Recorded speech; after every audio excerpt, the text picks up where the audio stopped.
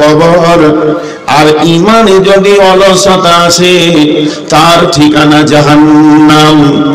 ইমানে যদি অলসতা আসে তার ঠিকানা হবে জাহান্নাম। ইমানে একবার যদি অলসতা নামে রোগে ইমানকে ধরে নেই, ওর ঠিকানা হবে জাহান্নাম। দেহে ক্যান্সার যে কাজ করে ইমানে অলসতা সেই কাজ করে। যদি কোনো মানুষের দেহে ক্যান্সার হয়ে যায় আর ভাইরাসটা ছড়িয়ে যায় তো সারা দুনিয়া জেনে নেই এই লোকটা এবার কবরে যাত্রী হয়ে গেছে, শুধু শ্বাসটা যেতে বাকি আছে, একে কবরে যেতেই হবে, বিকল্প কোনো রাস্তা নাই। আর যদি ঈমান নামে যে ক্ষমতাটা আপনার আমার দেহের ভিতরে রয়েছে, এই ঈমানের ভিতরে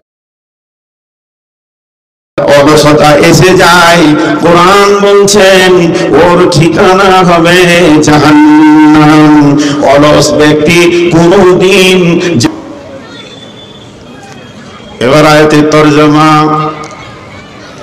ওয়ালাকাদ জাআনা লিজাহান্নামা কাসীরাম মিনাল জিন্নি ওয়াল ইনসি লাহুম কুলুবুন লা ইয়াফকাহুনা বিহা ওয়া লাহুম আ'য়ুনুন লা ইউবসিরুনা বিহা ওয়া লাহুম আযানুন লা ইয়াসমাউনা বিহা উলাইকা কাল আনআম বাল হুম আদাল উলাইকা হুমুল গাফিলুন। কিয়ামতের দিন আমি দল দল মানুষকে এবং দল দল জিনকে জাহান্নামের ইন্ধন বানাবো, জাহান্নামের লকড়ি বানাবো। আল্লাহ বলেন তাদেরকে জাহান্নামের জ্বালানি বানাবো, তাদেরকে দিয়ে আমি জাহান্নামের আগুনকে প্রজ্বলিত করব। একটা দিন দিয়েছিলাম যে দিল দিয়ে তারা ঠিক মতো দিলকে কাজে লাগাইনি, দিল দিয়ে তারা আমার দিনকে ধারণ করেনি। তাদের আমি দুটি চোখ দিয়েছিলাম, চোখগুলো ঠিক কাজে লাগাইনি এবং চোখ দ্বারা যে কাজ করার কথা সেই কাজে তারা করেনি। তাদেরকে আমি দুটি কান দিয়েছিলাম, কানগুলো বড় নিয়ামত, যেটা শোনার কথা তারা শুনেনি, তাদের কানকে ঠিক জায়গায় ব্যবহার করেনি। এবং তাদের মনুষ্যদের জীবন দিয়েছিলাম আমি শুকর, কুত্তা, গরু, ছাগল, ভেড়া, খাসি বানাইনি, মানুষের মতো জীবন দিয়েছিলাম। তারা মনুষ্যত্বের জীবনকে গ্রহণ করেনি, তারা পশুর মতো চলাফেরা করেছে। শুধু এই পর্যন্ত নয়, তারা পশুর থেকেও নিচে চলে গেছে। এতগুলো কাজ তাদের দ্বারা হয়েছে, তাদের চোখ গেছে, দিল গেছে, কান গেছে, মনুষ্যত্ব গেছে, পশু হয়ে পশুত্বটাও চলে গেছে। কেন কেন তারা এত নিচে নামলো কেন?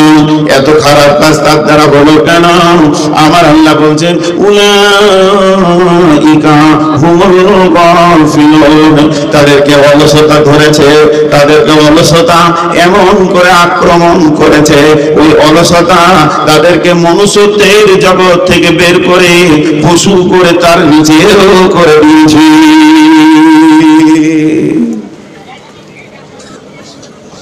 ভাইরা আমার, ধ্যান দেন,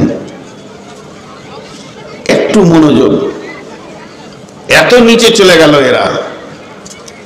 যারা সুগারের রোগী তারা জানে দেহের ভিতরে সুগার ঢুকলে একাই ফুটবল খেলেও। একটা সুগারের রোগী ডাক্তারকে গিয়ে বলছে মাথা ঝিমঝিম করছে, ঘুম হয় না, খেতে ভালো লাগে না, ঘন ঘন পেশাব হচ্ছে, এনার্জি লস। 5খানা বললো, ডাক্তার একটা বলছে সুগার। ও বুঝে নিয়েছে যে সুগার এমন একটা রোগ, ও একবার ভিতরে ঢুকলে প্লেয়ারের মতো 5খানা মাস্তানির খেলা খেলবে। যদি কারো দেহে সুগার নামে রোগ ঢুকে যায়, ডায়াবেটিস ঢুকে যায়, একাই 5 রকম খেল খেলবে, তেমনি কোন মানুষের ভিতরে যদি অলসতা ঢুকে যায়, সেই অলস প্রথমে তার দিলকে নষ্ট করবে, ইমানের যেটা মেন জায়গা, দিলকে নষ্ট করবে, চোখকে নষ্ট করবে, কানকে নষ্ট করবে। দিলে ভালো কথা নেবে না, চোখ ভালো শুনবে না, কান ভালো, চোখ ভালো দেখবে না, কান ভালো শুনবে না। তাদের দ্বারা এমন অবস্থা হবে, যেটা শোনার কথা সেটা বাদ দিয়ে তার কান উল্টোটা শুনবে, তার চোখ যেটা দেখার কথা সেটা বাদ দিয়ে উল্টোটা দেখবে, এবং সে আস্তে আস্তে মানুষ থেকে বের হয়ে পশু হয়ে যাবে, তার থেকেও নিচে চলে যাবে। আল্লাহ বলছেন উলাইকা কাল আনআম বাল হুম আযাল, তার থেকে নিকৃষ্ট হয়ে যাবে। উলাইকা হুমুল গাফিলুন, তারা এত নিচে যাবে কেন? তাদের ভিতরে যে রোগটা ঢুকেছে ওর নাম হচ্ছে অলসতা। আমি হাদিসের দিকে খুব তাড়াতাড়ি যাওয়ার 5টা মিনিট টাইম দেন আপনারা এই আয়াতটার উপরে। মানুষ নিজেকে পশু বলতে চাই না। আপনাকে যদি আমি পশু বলি তো আপনি রাগ করবেন, আপনি আমাকে ঘুরিয়ে পশু বলবেন, তাহলে তুইও পশু, আপোষে ঝগড়া হবে। আমি একটা আয়াত বলে দিচ্ছি, আয়াতটা আপনার আমি যেমন কোষ্টি পাথর আছে, মেটে রেসে দিলে বলে দেবে এটা সোনা না, এটা রাং না, এটা রূপা না চাঁদি। এই আয়াতটা বলে দেবে আমি মানুষ না, আমি পশু। বিসমিল্লাহির রহমানির রহিম। মাসালুল্লাযীনা কাফারু কামাসালিল লাযীনা ইয়ানীতু বিমা লা ইয়াসমাউ ইল্লা দুআ ওয়া নিদাআ সুম্মুন বুকুমুন উমিয়ুন ফাহুম লা ইয়াকিলুন। আল্লাহ তাবারাক ওয়া তাআলা বলছেন ওই কাফেরদের মিশাল ওই লোকেদের মতো, ওই কাফেরদের মিশাল ওই লোকেদের মতো যাদেরকে তার প্রভু দূরে ডেকেছে, কাছেও ডেকেছে, তারা শুনে শুনেনি, দেখেও দেখেনি, তারা বুঝেও বুঝেনি, প্রকৃতপক্ষে তাদের ক্ষমতা নাই। এরাই হলো সমাজে পশু। এতগুলো লোক বসে আছেন, এমনকি আমিও পর্যন্ত, এর ভিতরে কে মানুষ কে পশু এটা কে বলবে? এটা বলছেন এই আয়াত বলে দিচ্ছে যে তাদের মাবুদ যখন ডাকে, সেই ডাকে সাড়া দিতে পারে না পশু, আর সাড়া দিতে পারে যে সে মানুষ। গাজীনগর, মহাদেবনগর, লক্ষ্মীনগর, আর বলেন কাঞ্চনতলা থেকে নিয়ে ধুলিয়ান শুধু নয়, অত্র এলাকায় কয়েক হাজার মসজিদে আজান শুরু হয়ে গেল, গোটা এলাকা তোলপাড় হয়ে গেল, মাবুদের ডাক সকলের কানে কানে পৌঁছে গেল। এই ডাক শুনে যতজন মসজিদে আসবে এরা হলো মানুষ। আর আল্লাহ বলছেন তার মাবুদের ডাক শুনে যতজন মসজিদে আসতে পারবে না এরাই সমাজে পশু। উলাইকা কাল আনআম, যদি পশু থাকতো তো ভালো, কিন্তু আমার আল্লাহ বলছেন বাল হুম আযাল, এরা তার থেকেও নিকৃষ্ট। পশু যে নোংরামি করে না, এরা সেই নোংরামিটা করে। উলাইকা কাল আনআম বাল হুম আযাল উলাইকা হুমুল গাফিলুন। এদের কারণটা কি? এদের চোখ নষ্ট হওয়া, দিল নষ্ট হওয়া, কান নষ্ট হওয়া, মনুষ্যত্ব নষ্ট হওয়া কারণটা কি? আমার রব বলছেন উলাইকা হুমুল গাফিলুন। এদেরকে অলসতা ধরেছে। অলস যখন এদেরকে ধরবে এদের অবস্থাটাই এইরকম হবে। জি ভাই, এবার আমি হাদিসটার দিকে যাব, মেন সাবজেক্টে। এতক্ষণ আমি যা বললাম টোটালটা 1 মিনিট বলে নিব।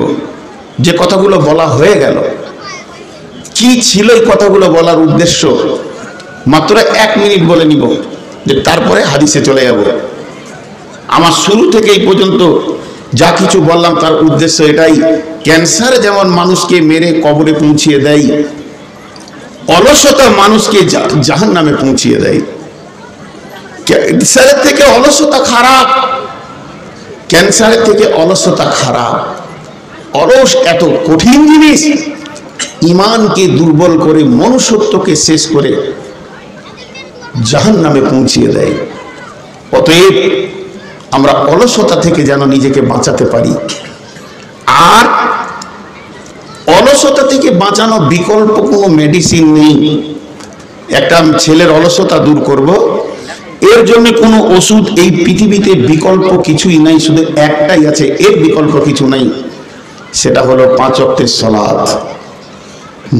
5 ওয়াক্তের সালাত মানুষের অলসতাকে কেটে দিতে পারবে, তাছাড়া আর কেউ পারবে না। এবার হাদিসটাই যাচ্ছি। কোরআনের আয়াতটা কেন নিলাম, হাদিসটা আগে পড়ে নি, তাহলে বুঝতে পারবেন।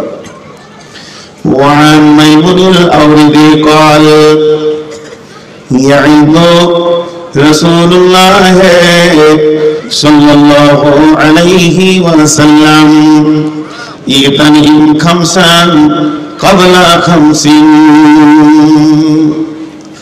হযরত মাইমুন আল-আওরদি বলেন, নবীজি আমাদেরকে ওয়াজ করেছেন, নসিহত করেছেন, যেমন ছেলেকে বাপ মা নসিহত করে, বাবা এটা করিও এইটা করিও না, তুমি এই পথে চলবে এই পথে চলবে না, অমুক খানদানের সঙ্গে আমাদের চলাফেরা নাই, তাদের সঙ্গে কোনোদিন বন্ধুত্ব করবে না। এই যে বাপ মা ওসিয়ত করে, শিক্ষক ওসিয়ত করে, বাবা ভালো করে পড়াশোনা করো, আরো বড় হও, আরো অনেক বড় হও, যেমন ওসিয়ত হয় তেমনি বিশ্ব নবী ওসিয়ত করছেন। মাইমুন আল-আওরদি বলছেন, আল্লাহর নবী ওসিয়ত করছেন, নবীজি বলছেন ইগতানিম ইগতানিম ইগতানিম খামসান কাবলা খামসিন, গনিমত মনে করো 5টা জিনিসকে, 5টা জিনিস আসার আগে। জি, পৃথিবীতে যত ব্রেন আজ পর্যন্ত এসেছে, বিশ্ব নবীর কাছে সব ব্রেন হার। আমি বলছি এটা লোহা, বোঝানোর জন্য বলছি।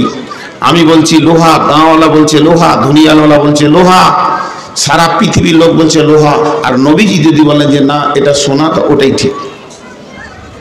বোঝানোর জন্য বলছি, ওনার ব্রেন এত দামি ব্রেন যে আল্লাহর পরে পরে স্থান, সেই ব্রেন দিয়ে বলছেন ইগতানিম। ইগতানিম মানে গানিমত মনে করো, দামি জিনিস নিয়ে মনে করো, নিয়ামত মনে করো। খামসান 5টা জিনিসকে, কাবলা খামসিন 5টা জিনিস আসার আগে। তুমি আল্লাহর তরফ থেকে 5টা জিনিস পাবে, 5টা জিনিস আসার আগে। তুমি চাইলেও পাবে, না চাইলেও পাবে, তোমাকে আল্লাহ 5খানা উপহার দেবেন 5টা জিনিস আসার আগে। ইগতানিম খামসান কাবলা খামসিন। তবে একটা কথা বলে এই ব্যাখ্যায়, হে আমার বন্ধু ও আমার বাপ ভাইরা, মা বোনেরা, ওই 5টা জিনিস যদি একবার আপনার আমার কাছ থেকে হাতছাড়া হয়ে যায়, আমি যদি অলসতায় খেয়াল না করি, আর জিনিসটা যদি চলে যায়, এরপরে যদি লোকটা মাথা ঠুকে কাঁদে আর বলে আল্লাহ আমাকে দ্বিতীয় চান্স দেওয়া হোক, প্রথমবারে আমি ওটা ঠিক খেয়াল করিনি, লোকটা যদি কাঁদতে কাঁদতে চোখের পানিতে নদী বইয়ে দেয়, মাথা ঠুকে সাজদা করতে করতে মসজিদ যদি খাল করে দেয়, দ্বিতীয় চান্স আর পাবে না। এর জন্য নবীজি বলছেন ইগতানিম, জিনিসটাকে দামি মনে করো। আর এবার অলসতার আয়াত কেন পড়লাম, তার মানে দামি জিনিস তারই হাতছাড়া হয়ে যায়। যে লোকটা অলস হয়, অলস কোনোদিন সময়কে কাজে লাগাতে পারে না, অলস কোনোদিন দামি জিনিসকে কদর দিতে পারে না। অলসতার ঘরে যদি একটা কাঁচার মাল নেবেন, খেয়ে খাওয়ার পর ধুবে না, 2 দিন 4 দিন দিয়ে নষ্ট হতে থাকবে। অলসের ঘরে যদি দামি কোনো মাল দেন, তার কদর হবে না, আস্তে আস্তে নষ্ট হয়ে যাবে। অতএব আল্লাহর কালাম পাকের আয়াত থেকে আপনাদেরকে এটাই বুঝাতে চাইলাম, জিন্দেগিতে অলস হলে হবে না, গাফেল হলে হবে না। যতদিন বেঁচে থাকবো, কবরে যাওয়ার আগে পর্যন্ত অলসতাকে দূর করে দিয়ে প্রত্যেকটি জিনিসকে কাজে লাগাতে হবে।